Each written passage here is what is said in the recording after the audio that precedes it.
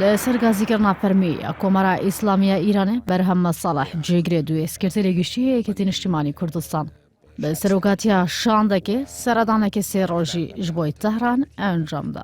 بەرهەم ساڵحە یەکەمە جیڤینا خوا دیگەل ئیسحاق جیهانگیری جێگرەیەکی سکرتێرێ کۆمارە ئیرانê ئەنجامدا وەکە ڕاگەهاندنا فەرمی داهاتیە di civînê de cihangirî tekezî li ser pêgihê hêzên Peşmergeya Kurdistanê kiriye di şerê dijî Daişê de.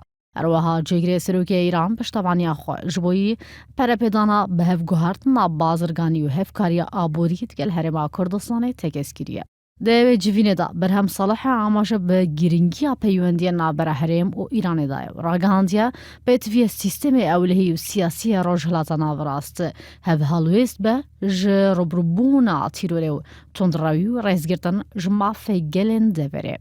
Her di dirêjeya serdana xwe de Berhem Saleh bi serokatiya şandekê yeketî دو دیدارên cuda encamdan digele Elî Larijanî serokê civata Şûraya İslamiya Îranê û Elî Şemxanî emîndarê civata bilinda asayîşa niştîmaniya Îranê bi amadebûna nazim de bax nûnerê hikûmeta Herêmê li Tehran. Her di seredana xwe de ji bo Tehranê Berhem Saleh digele Ayetullah Şehrûdî serokê civata êk alîgera cudayên nava desalata Îranê cêviye.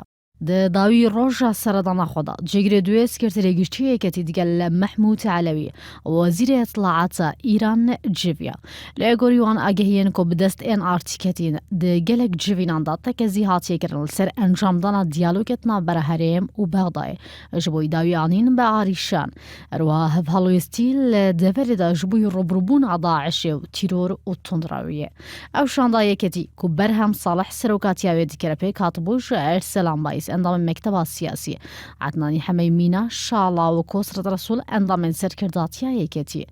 Bi nerîna pişkek ji çavdêran jî seredana Berhem Salehê giringiya xwe hebûye ji bo yî bihêzkirina peywendiyên Herêmê digel Îranê ku êk ji welatên hevseyên Herêma Kurdistanê.